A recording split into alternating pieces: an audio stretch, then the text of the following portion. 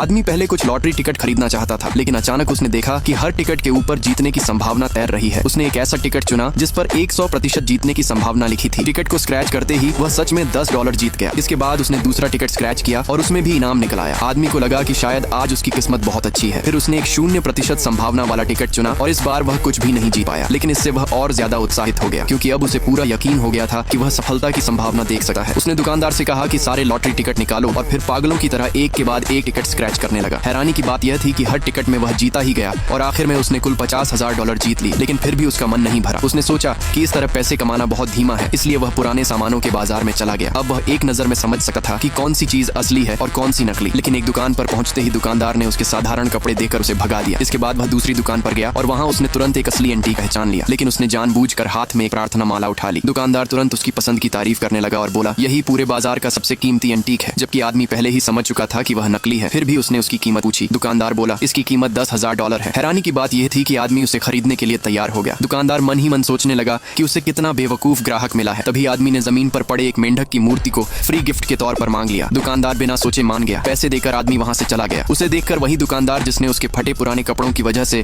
उसे पहले अपमानित किया था, बहुत पछताने लगा। उसने जल्दी से एक और सामान निकालकर दावा किया कि वह भी बहुत कीमती एंटीक है, लेकिन आदमी ने उसे पूरी तरह नजरअंदाज कर दिया। दुकानदार की हरकत देखकर आसपास के बाकी विक्रेता भी उसका मजाक उड़ाने लगे। बाद में जब दुकानदार अपना सामान समेटकर घर जाने की तैयारी कर रहा था, तभी उसने देखा कि वही आदमी किसी दूसरे व्यक्ति को एक एंटीक बेच रहा है, और असली एंटीक दरअसल उस मेंढक की मूर्ति के मुंह के अंदर छिपा हुआ एक कीमती रत्न था। एक बूढ़े आदमी ने उसे खरीदने के लिए $10 लाख की पेशकश कर दी। ये सब देखकर दुकानदार पूरी तरह स्तब्ध रह